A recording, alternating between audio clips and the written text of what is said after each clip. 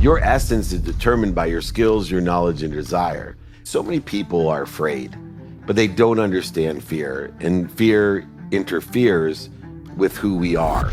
When I was 31 years old, I had everything I ever dreamed of. I was worth over $100 million, and ironically, it was the first time I ever felt empty. I ended up losing over $100 million and going bankrupt. I want to figure out how we can prevent ourselves from going down that same path. You need to be more. Do that, and I promise you, you will make a lot of money, help a lot of people, and have a lot of fun.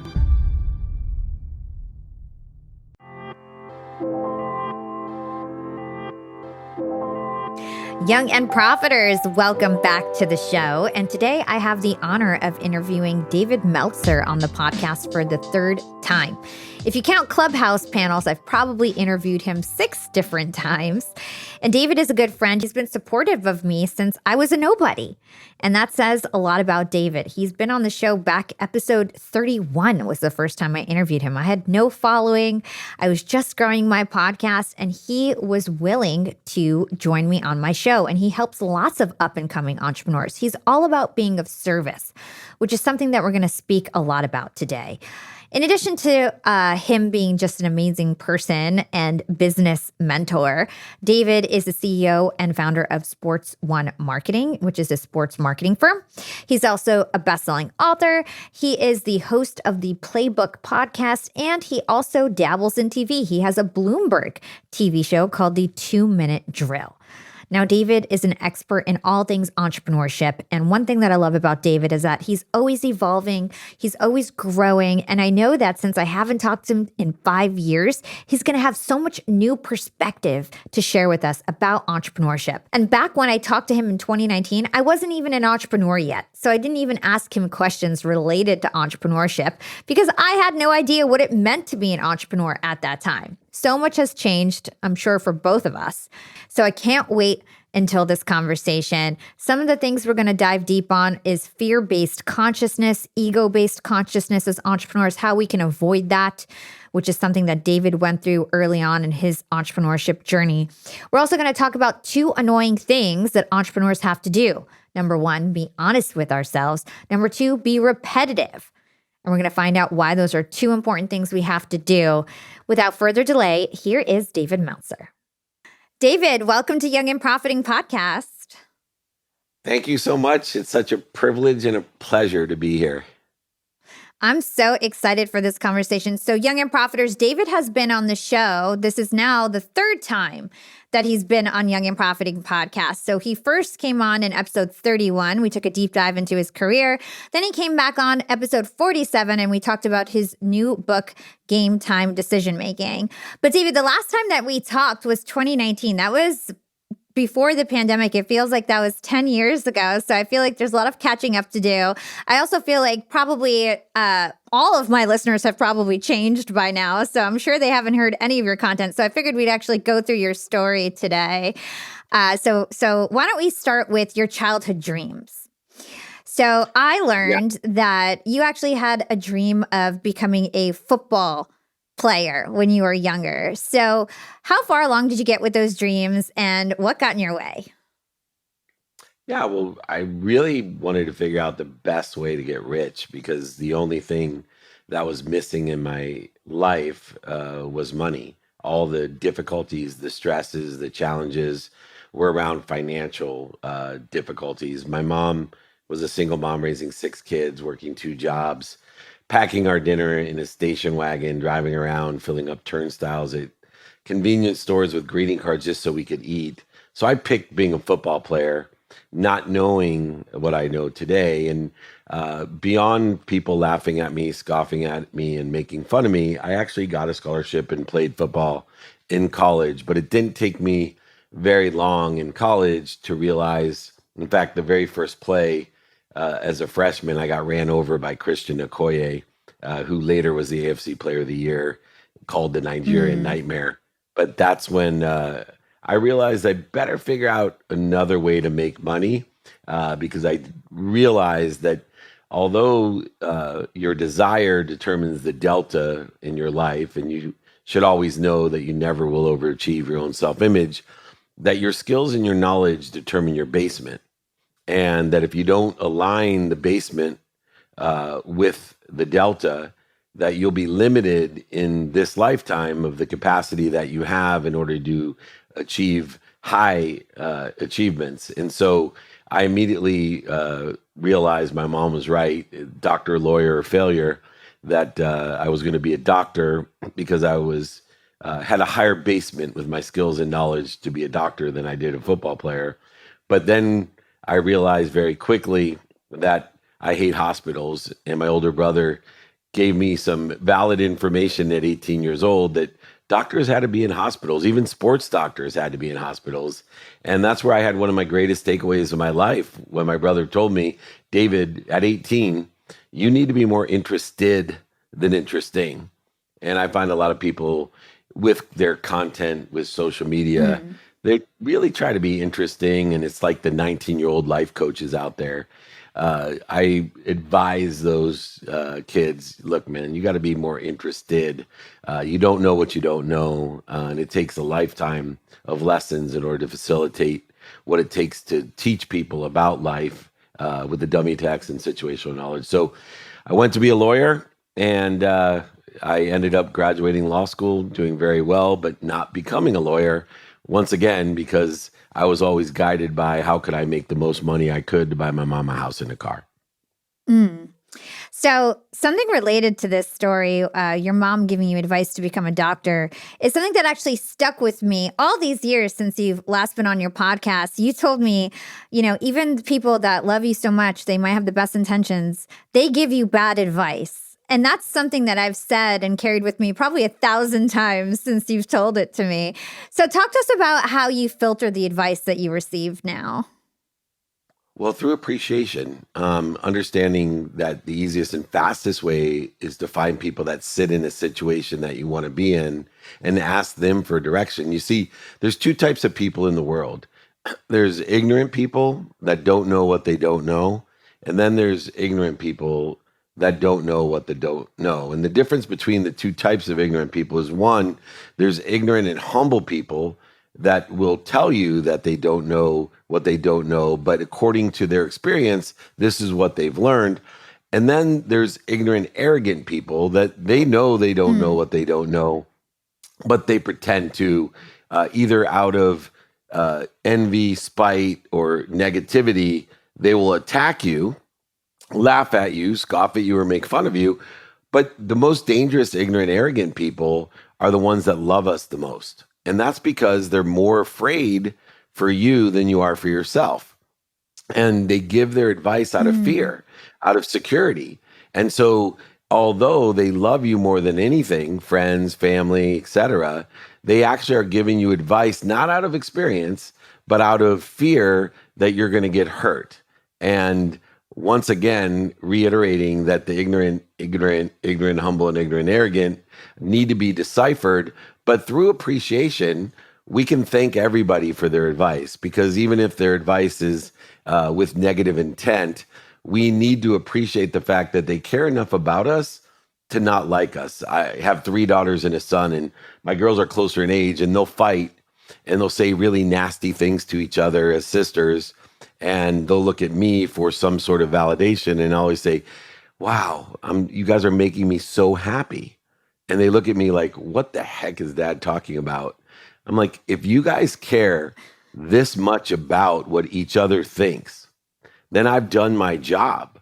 You must really love each other to say such nasty things over, one little comment or some little incident, that you really must care a lot about each other. So appreciation to me is the tool, the perspective lens. Whether someone's giving me advice, I always say thank you. And then I go and treat advice like a handful of sand. I appreciate what I have in my hand, but then I go ahead and allow the advice that isn't aligned with where I want to be or better to fall through my fingers with appreciation. And I think a lot of young people, well, I should say anybody that has parents, we don't always appreciate the love and intent of the bad advice that our parents are giving us. And if we just would take a second to say, thank you so much for caring this much about me. I will take that under consideration. Instead, we get defensive, we react to fear, and we attack the people that we love the most, and we resent them. Or worse, we take their advice and then we resent them when we end up getting what they want, not what we wanted. Another Mm. bad prescription to a good relationship by not having a correct relationship to advice. I love that. I feel like that's such good perspective because you're not saying like just ignore their advice. You're saying take what you want from it, leave what you don't want from it, and also appreciate where they're coming from, which I think is just so healthy.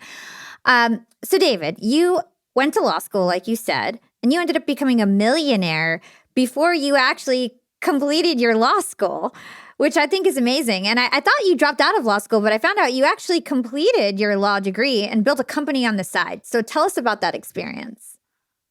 Yeah, so when I graduated law school, before I graduated, I had two job opportunities. One to be an oil and gas litigator, which was the highest paying job out of law school, which is why I wanted to be an oil and gas litigator. It wasn't like I loved oil and gas or maritime law or even litigation. I wanted to make a lot of money to buy my mama a house and a car. But actually, the head of the maritime department, who I studied law in Greece with, Professor Yiannopoulos, he told me about this new thing called the internet in 1992.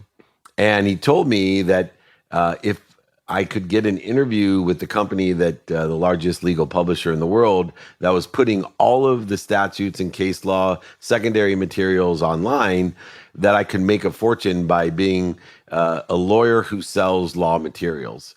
And so I went ahead and ended up getting an offer. They only hired 4 people out of 2,500. Once again, I didn't listen because you needed 4 years of litigation experience to even apply for the job. I just went ahead and applied anyway and convinced them that I could sell. In 9 months out of law school, before I passed the bar, my mom made me take the bar because she didn't think the internet was anything but a fad. She told me this was the biggest mistake of my life and that the internet would never work.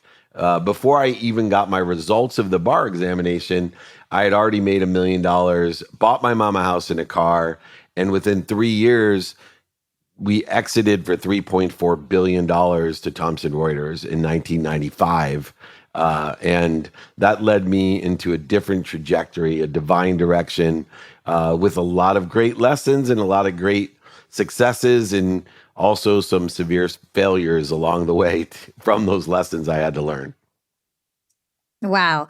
I mean, 3.4 billion back then was like even more money than it is now. And even now, that is such an enormous amount of money. So, talk to us about the wealth that you acquired. Like, what was your life like at that point? How old were you? And then what did you end up losing in return? Yeah, so I made a few $1 million from the exit at 25 years old. But then I branded myself, not a lawyer, but a technology guru expert, and went to the Silicon Valley, raised hundreds of millions of dollars. And by 1999, when I was 31 years old, I had everything I ever dreamed of. I was worth over $100 million. I owned a ton of real estate stocks.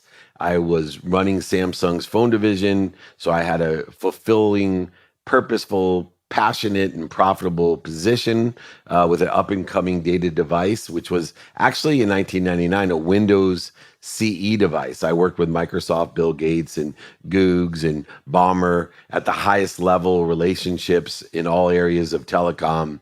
But it was interesting. I also had married my dream girl from the fourth grade. So not only did I have financially everything I ever dreamed of, but personally, I had everything I dreamed of. And ironically, it was the first time I ever felt empty. I always felt purposeful and passionate and fulfilled. Even when I was broke as a 5 year old, when my dad left, I was very fulfilled. I just was missing money. Now I had more money than I ever dreamed of. I had everything that I ever dreamed of. And for the first time, I felt empty.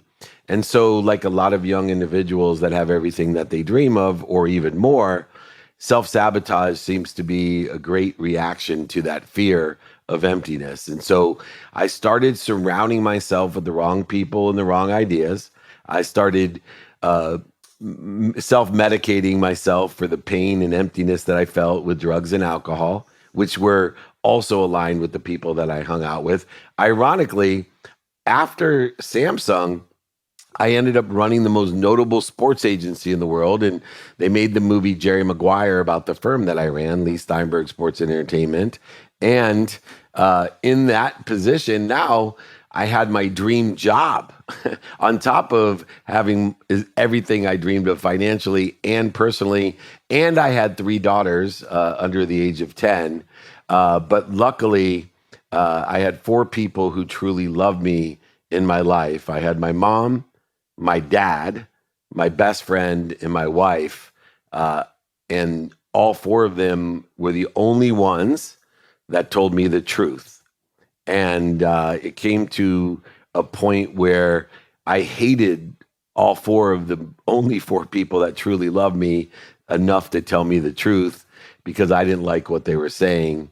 And, through that, I was prepared for all the causes that I created that were not aligned with where I wanted to be. And so 2 years before I lost everything, I ended up losing over $100 million and going bankrupt.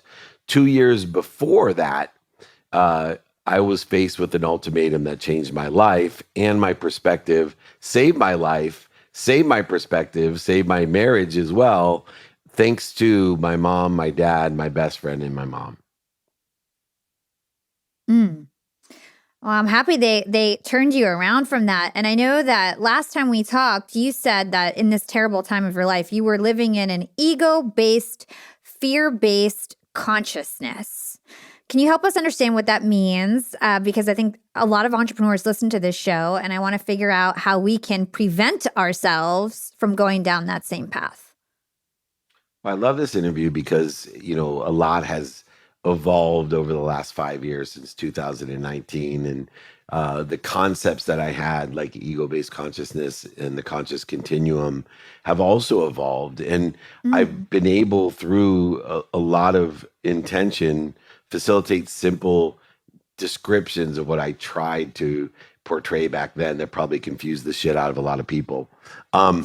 So the idea is this, that so many people are afraid, but they don't understand fear, and fear interferes with who we are. And so there's a paradigm shift in life between, and it's something that I try to empower, especially young people, the biggest energy suck, which is amplified by social media, between knowing who you are compared to what you want people to think you are. So it's I am versus this is what I want people to think I am. And there's a huge energy suck. And in between that is understanding, what am I doing to interfere with it? So instead of I want to get more happy, more healthy, more wealthy, more worthy, I am happy, I am healthy, I am wealthy, I am worthy. What am I doing to interfere with it? And the first thing in this ego-based consciousness was to figure out what I'm afraid of. Well, what I've learned in the last 5 years is that it's a really deep journey to figure out what you're afraid of, because there's past lives, there's genetic fears that you've inherited, there's energetic fears you've inherited, there's womb trauma, there's infant trauma, there's toddler trauma, there's teenage trauma, there's 20s, 30s, 40s, 50s, 60s, and 70s trauma. So it's very difficult to decipher, what exactly am I afraid of that's causing me to interfere with my potential? And so in this realm of ego-based consciousness, I instead have found a more instant and obvious way to recognize the interference, the ego-based consciousness that dissipate our possibility or potential, that creates a distance of resistance between us and what we want or think we want in our lives. And it's the way we react to fear. So a need to be right or a need to be offended, separate, inferior, superior, anxious, frustrated, angry, guilty, resentful, worried, all of these different feelings, when you're pissed off, it doesn't take a therapist to figure out you're pissed. You know instantly. It's obvious. And so I now use time as a dependent variable and use my time with wisdom and faith to shorten the distance of resistance between me and where I want to be or better. And this newfound technology or practice of identifying the clues of when I'm pissed off or ego, and the patterns of my ego in order to shorten the distance of resistance through wisdom and faith have accommodated the majority of my day. So I only spend minutes and moments resisting what I want, only spend minutes and moments accelerating in the wrong direction away from what I want. And it's a very simple process to understand not only ego-based consciousness, but why so many people are not where they want to be or better, because they're actually in their own way. So good. Yeah, Bam. I spent years slaving away in jobs, trying to prove myself, trying to figure out what gave me joy and energy at work, and trying to build truly productive teams. And eventually, I did figure everything out. But what if you could figure out all that stuff about yourself and your team in a fraction of the time that it took me? The Working Genius model will transform your work, your team, and your life by leveraging your natural gifts. And let's face it, you're going to be more fulfilled and successful when you lean into rather than turn away from your true talents. Working Genius can help you discover how to increase joy and energy at work by understanding what your true working geniuses are. The Working Genius assessment only takes 10 minutes and the results can be applied immediately. I took the assessment and my primary two working geniuses are inventing and galvanizing. It makes total sense why I am a serial entrepreneur and why I've always created teams and always loved to motivate people. That's like literally what brings me joy and energy. It's why I even started this podcast. And so once I took the Working Genius assessment, it's sort of like everything snapped into place. I really understood, wow, like this is really how my brain works. This is why I've been gravitating towards entrepreneurship and building teams. And it also told me about my working frustrations, why I steer away from other things that really suck the energy out of me, and why I've done things like hire my business partners so that they can handle the stuff that I don't like, because those are their natural talents and not mine. The Working Genius assessment is very affordable and it's also very scalable for your team. So it's only $25 per assessment. And you can get 20% off by using code PROFITING. To get 20% off the $25 Working Genius assessment, go to workinggenius.com and enter the promo code PROFITING at checkout. That's workinggenius.com and use promo code PROFITING for 20% off. So let's get a real example of you. Like, what happens, somebody cuts you off on the road. How do you react? What goes on in your head? Right. So it's a good example, because people are like, are you so zen that you don't get pissed off? No, I get the same pissed off as everybody else. And so I love the fact that you use that example, because it's probably the easiest. When I get pissed off, when I get cut off, I immediately get pissed off. And I want to flip off the person that has cut me off. And what I do, instead of resisting it, trying to go over it, under it, through it, around it, logic it, all the things that create more resistance, I simply stop. I breathe through my nose and out through my mouth, remembering, and recollecting where I do want to be or better. And I look and ask myself, have I ever done that before? Oh, you mean cut someone off, Dave? Yeah, you have. Maybe that this person also is on accident cutting you off.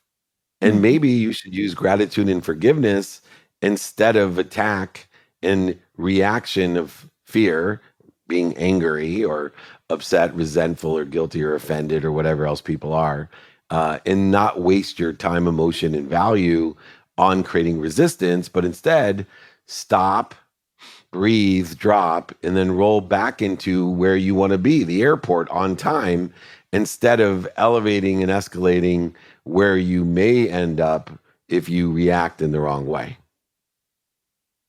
And then how is this related to going against your true purpose or becoming who you want to be? Well, your potential is who you want to be. And I use time as a dependent variable in this realm, meaning that when you look and understand that there's two different times that create conflict in our life. One is man-made construct of time. We got shit to do today, right? I'm sure your calendar and my calendar are packed with activities of today. But some of those activities are in more of an infinite time zone, that we're making an investment into our longevity or into future lives or to lessons that are much bigger than paying our bills or making a lot of money or helping a lot of people or having fun today. And so what I do is teach people to use the 24 hours that you're guaranteed every day, except for the last day of your life. You'll be cheated seconds, minutes, or hours. So, number one, put a framework around the 24 hours that you're blessed with every day. And then utilize that 24 hours today with number one, what do you want today according to the actual circumstances of today by learning and aligning the lessons of the past with where you think, and I'll repeat, where you think you want to be in the future. And so as we prepare for our day and we ask, what do I want today according to the temperature and the interest rates and the flat tires and the relatives that call us or whatever else there is in circumstantial today, align it with the lessons from the past in the trajectory. I call it divine direction in divine time. Understanding divine detours also will occur with where I think I want to be or better. Now I'm maximizing my progress by focusing in on my behaviors of today, knowing that good behavior is simply behavior that's aligned with where I think I want to be, and bad behavior is that which interferes with where I think I want to be. My good behavior could be your bad behavior, Hala, determinative upon our ages, our circumstances, our business, whatever it may be. My good behavior may be your bad, and your bad behavior be my good, because it's defined by where I want to be, not where you think I should be or what's missing or what I don't have. And so many people, they're looking to attach their emotions to outcome and evaluate their success by outcomes that they don't understand or know. For example, when I lost everything, nobody could imagine what it's like to lose over $100 million. But imagine having to go tell your mom not only that you went bankrupt, but you lost her house in the bankruptcy because you didn't take your name off of title. And the only reason you ever wanted to be rich was to buy your mom that house. And if somebody would have told me at that time, look, you just don't understand or know how losing everything, including your mom's house, is the best thing that is ever going to happen to you. It's going to save your life. It's going to save your marriage. It's going to promote you, protect you, and love you, to make you a world thought leader, to write 8 books, to have all this is going to happen because this shitty thing occurred. Well, you are human. And at the time that these outcomes occur that suck, it's almost literally impossible to feel promoted, protected, and loved. And that's why each day I work on my faith to know that there's something bigger than me. I don't care what religion, philosophy, spirituality, or theories you believe in. All you got to believe in is something that's bigger than you, that loves you more than your mom, protects you at all times, and promotes you because it's omniscient, all-powerful, and all-knowing in its core.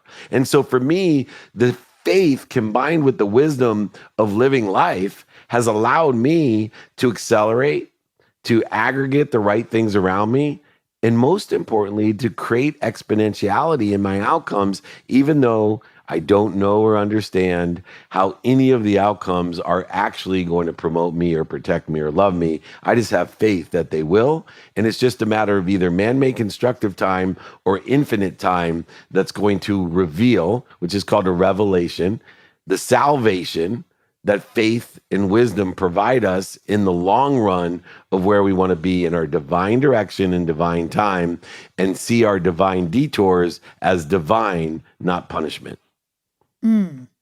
Wow. That was such a good explanation. I couldn't have ever imagined that that's where you were going to take it, but it's so true. And I love everything you said. And it's so clear, David, that you've really dedicated the last several decades of your life, like helping others. And you actually have a mission not to just help people and make a lot of money, but to actually help make people happier, right? And there was a point in your life that you were just telling us that you were very, very unhappy. So why do you feel like people need to be happier, and why has that become your mission? Yeah, well, initially it became my mission because my daughter, when she was 12, had one of her friends commit suicide, and I couldn't understand what would cause a 12-year-old to kill themselves. And I went and did research to find out that it's the fastest growing cause of death for everyone, all ages, all demographics. And so whether you call it joy, happiness, fulfillment, passion, purpose, or even profitability, I don't care. I know that I have a capability of teaching people 3 things. how to make a lot of money and live in abundance with the perspective of making a lot of money. Two, how to help a lot of people. And three, how to be positive, how to have fun with it. And I've paid the dummy tax to learn those lessons. And I know that if I can empower 1,000 people like you in your lifetime to empower 1,000 people, to empower 1,000 people to make a lot of money, to live in abundance, to have the perspective of abundance by helping a lot of people and having fun, enjoying the consistent every day, enjoying the persistent without quit, enjoying the pursuit of your potential, not what other people want or what's missing or you don't have, that I can create a fulfilled, passionate, purposeful, profitable world, a happy world, a joyous world, a collective consciousness, because 1,000 people like you times 1,000 people like you times 1,000 people like you equals 1,000,000,000 people. And that's a collective consciousness. One particle of light will overcome 1,000,000 particles of darkness. If we can change the world together by empowering each other to be a community or neighborhood of people that want to help each other and know people that can help each other, we can actually change the world. And that's why I went on this mission to help facilitate through all the things that I do from 17 and a half, almost 18 years ago, when my wife woke me up and said, hey, you're going to end up dead. You are going to end up in a bad place. And unless you take stock in who you are and who you were and what you want to become, I don't want to be around it. And when I sat on my bed the next day, hating my wife, hating my mom, hating my dad, and hating my best friend because they all told me the same thing, that I was lost and I was going to end up dead, I realized that day that I don't hate any of them. I hated myself. I was the one that was the liar, the cheater, the manipulator, the overseller, the back end seller. And I was going to live my life and take stock in the values that I had. I was going to practice those values every day, non-negotiable commitment to consistent behavior, and execute on them the best I can by utilizing time, infinite and man-made constructive time, to be productive, accessible, and gracious, to live in divine time with divine direction and be blessed with divine detours to protect, promote, and love me. Yeah, fam, I'm not a finance person. I'm a make money person. I love to innovate, create, and sell. I don't like to do the boring finance stuff. So I've offloaded all those responsibilities to my business partner. And so I basically handed a mess over to him. He inherited a lot of different apps, and he would always complain about all these disparate apps. And so we were looking for a more streamlined solution where all of our banking and bookkeeping would be in one place. And we found that with Found. Yes, it's called Found, which is very fitting. Found is a banking and bookkeeping app that is especially made for solopreneurs and entrepreneurs. It's made for us. And Found has amazing features. You can do everything from invoicing to bookkeeping to tax planning. One of my favorite features on Found is that it will actually automatically estimate the taxes that you owe and then set aside money for that. This is so important because oftentimes you spend your tax money unknowingly and then you're hit with a bill, and that ain't pretty. In addition to that cool feature, one of my other favorite features is the fact that you can create virtual cards and then set spending limits on them. Now we have virtual cards that we're able to give out to our employees. There's no way they can overspend. Found is super cost effective. There's no hidden charges and there's no minimum balances. Plus, it's everything in one app. So that in itself is a lot of cost savings. You can save hundreds or even thousands of dollars by switching everything to Found. If you want to try it for free, that's right. You can try it for free at found.com/profiting. That's FOUND.com/profiting, found.com/profiting to try Found for free. Found is a financial technology company, not a bank. Banking services are provided by Piermont Bank, member FDIC. Found's core features are free. They also offer an optional paid product, Found Plus. As you may know, a lot of people that listen to this show, David, are entrepreneurs. And what you just said about being honest with yourself reminded me of something I've heard you say, where you said entrepreneurs have two annoying things that they always have to do. One is to be honest with themselves, and two is being repetitive. So let's dig into this honesty a bit. Why do we need to get honest with ourselves? Well, because the truth vibrates the faster, and sooner or later, the truth is going to come out. And all we're doing is creating obstacles, voids, and shortages by lying to ourselves. We're not telling ourselves we can't find outside of us what we can't see inside of us. And so if you think that somehow your bullshit is helping you, it's only helping you in the instantaneous reaction to the fear that you have. It's not helping you pursue your potential. Remember, your potential is your truth. Your essence is determined by your skills, your knowledge, and desire. When you're honest with yourself, you are only adding the number one criteria of being successful, which is credibility of your potential.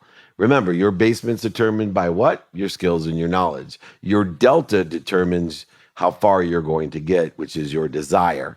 When you are not honest with yourself, you're interfering with your desire, with your skills and your knowledge. And sooner or later, it's going to come up and turn out, and you're going to end up and have to go where? Back to the back of the line. You cut the line by being dishonest, you're going to have to go to the back of the line. It may not be for a long time. And people may wonder why that person is lying to themselves. Why are they so successful? Well, sooner or later, it all comes crumbling down. And the longer it takes for the truth to come out, the further the fall, which was my truth. Over $100 million. That's a big fall, and almost costing me my life with the shame, blame, and justification that's attached to the dishonesty of, being an overseller, back-end seller, liar, manipulator, and cheater with good intention. I wasn't a bad person. I gave tons of money to charity. I helped my family, but in its core, I lied to myself all the time, and I was just afraid. I was afraid that I wasn't worthy. I was afraid that I wasn't enough. And it carried through genetically and energetically until I became honest with myself and started working on that every single day. And I still spend minutes and moments in my bullshit. And instead of days, weeks, months, and years, just minutes and moments. And then I catch myself and I forgive myself and I move back into the right trajectory. Hey, App Fam. Launching my LinkedIn Secrets Masterclass was one of the best decisions that I've ever made for my business. And I didn't have to figure out all the nuts and bolts of creating a website for my course. I needed a lot of different features. I needed a monthly subscription option. I needed chat capabilities in case anybody had questions while they were trying to make their purchase decision.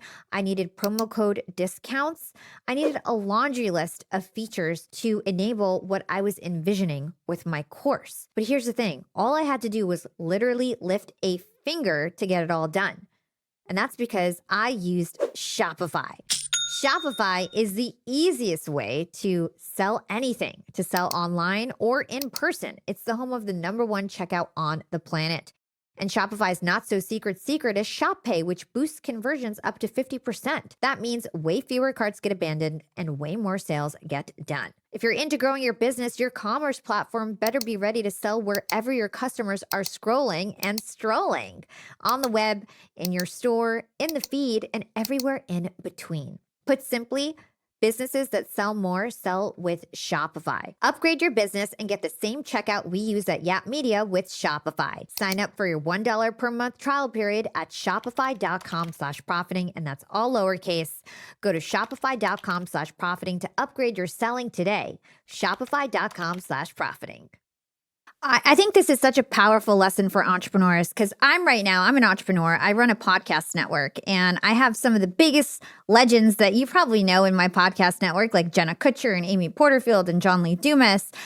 And I see other networks cheating and I see them buying downloads and selling downloads. And I'm tempted every day, like, well, everyone else is doing it. But then I remember, like, just as you said it so beautifully, like if you're dishonest, you might get really successful. But then if something goes wrong, it comes crashing down, your reputation is ruined and you're at the back of the line. And so slow and steady sort of wins the race in entrepreneurship. And as entrepreneurs, it's easy to cheat. There's lots of ways to cheat in every different industry. Yeah. So I just thought that was really awesome. I laugh too at, the 500 top 10 podcasts in business or entrepreneurship.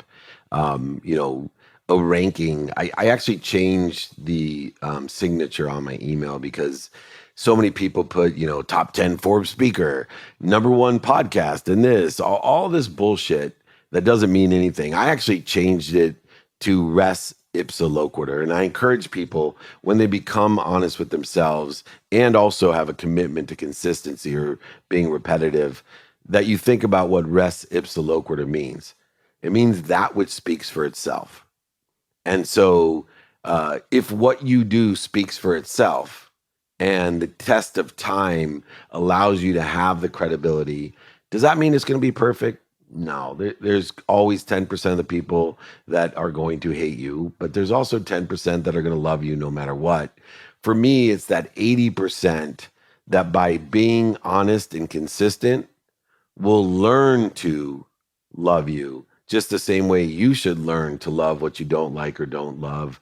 Because if you learn to love what you don't like or don't love, and you learn to love what other people don't like or love, you do it consistently every day, persistently without quit, life will tell you all its secrets. You'll get all the cheat codes.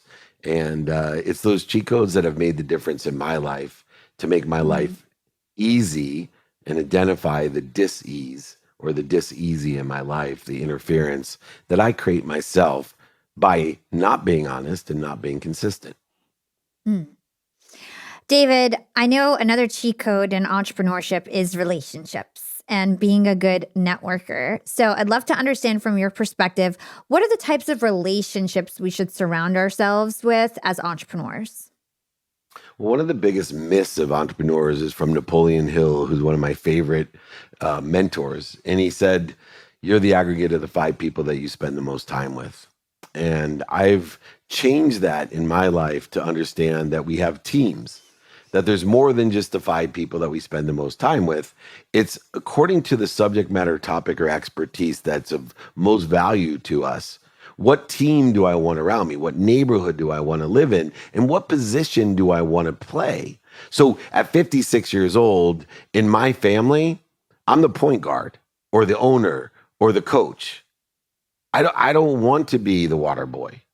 But when it comes to other areas of my life, like private equity, for example, something that I've learned later on in life as a venture capitalist and investor, I started as a water boy, maybe the towel boy. I'm moving up to a second string, 6 man off the bench. But there's a lot of people that know a lot more about it, but I'm surrounding myself with the right team. I'm picking the right position to be on that team and working my way up to differing positions that would be most beneficial to me. So as an entrepreneur, not only surround yourself with the right people, the right idea, but by the subject matter, topic, or expertise, pick your position. Because remember, as an entrepreneur, the fastest way to get to where you want to be or better is either find someone that's already there and ask them for directions, or help somebody else get there. And both of these, I have this icon of reaching up and someone pulling up a seat for me above me, and me reaching back and pulling up a seat for someone that's below me. That's the fastest way to create a neighborhood of people that want to help each other and know people that can help each other. All the content that I do, and we were laughing about having over 1,900 podcasts with the Playbook, but we've had 4,300 interviews on Office Hours. I have 4 TV shows on Apple TV, so many different interviews. But the only purpose of all the content that I do is to build community. Is to build a community of people, whether it's the free Friday trainings, the group stuff that I do, one-on-one consulting, business advisory. It's all about a community of people that want to help each other and know people that can help each other. And I'll tell you why. Because if you can build a community like that, they will buy from each other and sell for each other for life. And there's nothing that will guarantee your success more than a community of people that are buying from each other and selling for each other for life. And the bigger you have that community, I promise you, you'll make a lot of money, you'll help a lot of people, and you'll have a lot of fun. Young and Profiters, when I started this podcast, I had a team of about 20 volunteers for 2 years. At the time, I didn't really have a business. I just had this podcast and I knew how to do every part of the process. So I would just recruit interns and teach them things. Now, fast forward, we're a 7-figure business. We need to hire people that I don't know how to do their jobs, but we're a small company. And so I don't have an HR team. I don't have recruiters that work for me. And we needed secret sauce to get our A players in the door. And that secret sauce is Indeed. Indeed is the world's best matching and hiring platform where you can find, vet, and lock in the best talent all in one place. You no longer need to bounce from job site to job site. Let Indeed do all the heavy lifting for you. Their matching engine can help build your dream team fast. I'm so glad I found Indeed when I did because our hiring now is just so much more effective. We don't have wasted cycles anymore. We find high quality candidates the moment we put up a job post. These people have already basically been vetted by Indeed's matching engine, which, by the way, gets better the more that you use it. And in terms of the quality of the candidates that you'll get with Indeed, a recent survey found that 93% of employers agree Indeed delivers the highest quality matches compared to other job sites. Join the over 3 million businesses worldwide that use Indeed to hire A players fast. And listeners of this show will get a $75 sponsored job credit to give your jobs more visibility at Indeed.com/profiting. Just go to Indeed.com/profiting and support our show by saying you heard about Indeed on this podcast. Indeed.com/profiting. Terms and conditions apply. Need to hire? You need Indeed. Okay, so one last question, and then we're going to start to close out the interview because I know that you have to go. So you are one of the most prestigious business coaches. I know several people who have used your business coaching. Not everybody can afford such a world-class business coach like you. What's your recommendation to get a mentor? Yeah, well, find out, first of all, who sits in the situation that you want to be in the particular topic, subject matter expertise. My oldest coach myself, and I have many coaches, is my sleep coach. Because a third of my life is spent sleeping, it allows me to recover and access information, those cheat codes that we were talking about. So I've had a sleep coach for 17 and a half years. I want to be in the Hall of Fame of sleep. I used to want to be in the Football Hall of Fame. Now I want to be the best sleeper in the world because it means more and it'll give me more out of my life. And so to that end, also don't be afraid just because someone is a prestigious coach or he's the highest in their field. A lot of people like me, my friends who sit at the highest levels and your friends, Hala, we do the majority of what we do for free. Right. I do free lives every day. I do Ask Me Anythings every day. I do free meetups and hold court in every city. Over 200 cities a year. I have a group that meets on Monday. I have free Friday trainings for almost 25 years. That might be older than you. I've been doing this stuff. But if somebody wants proximity and intimacy with me and to take that time, I have to charge. But I also have to guarantee me as a profit center. If I'm going to charge you, whether it's in a group setting, $97, or I'm going to charge you for a $27 video, or I'm going to charge you $20,000 plus equity to give you a business advisory, I'm going to guarantee profitability. And I think that's an important, essential thing to look for in a mentor. Look for the people. Don't worry about what they charge. Ask them for help, or if they know somebody that can help you, and you'll get to where you want to be a lot faster than having to pay the dummy tax yourself. Okay, so I end my show with 2 questions I ask all of my guests. This also gives you an opportunity to just give whatever advice that you feel like entrepreneurs really need to hear. So the first one is, what is one actionable thing our young and profiters can do today to become more profitable tomorrow? Ask for help in person, on the phone, via email, traditional and social media, one time a day.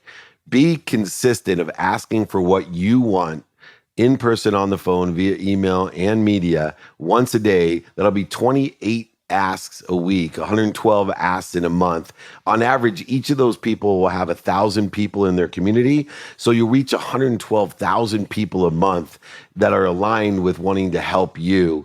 And if just a small percentage of those people actually do, it'll accelerate, aggregate, and compound exponentially the outcomes that you have. Most people have no problem giving, but they certainly can't confirm their faith in more than enough of everything. So ask for help. Make it a committed, consistent behavior. And I promise you, you will make a lot of money, help a lot of people, and have a lot of fun. And the last question is, what is your secret to profiting in life?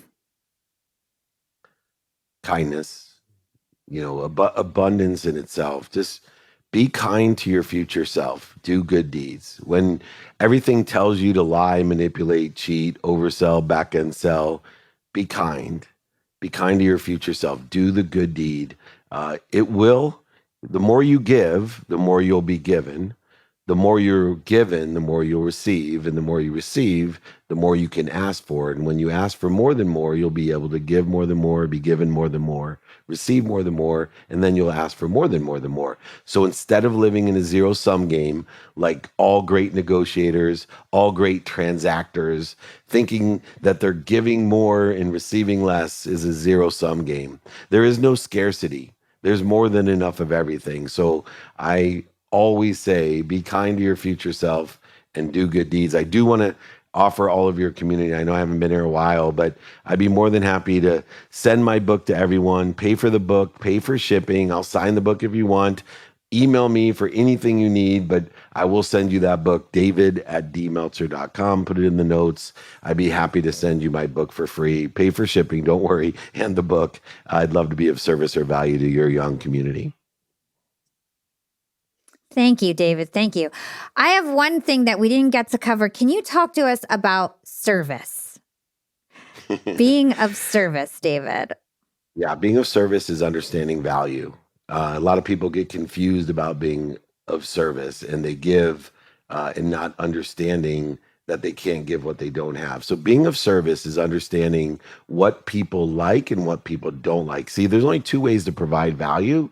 It's to understand where someone is today and what is going to help them and what's not helping them. Because the only way to derive service is to give people more of what they like or take away what they don't like or part of what they don't like. And so if you want to be of service, you need to be of value.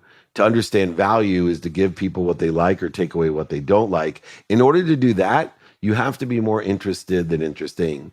You have to ask them, hey, what are you doing today? What do you like about it? What don't you like about it? Would it help you if? And you know someone that can help me. When you understand the open-ended question template and value at its core, you will live your life of service. You will live in that world, as I suggested, of more than enough of everything for everyone. I love it. David, where can everybody learn more about you and everything that you do? David@dmeltzer.com. Everywhere it's David Meltzer. You can Google me. Blessed to have plenty of content out there. But my best way, I answer all my emails myself. So if you email me, David@dmeltzer.com, I'll be of service and of value. Thank you. Thank you so much, David. Thank you. I'll see you soon.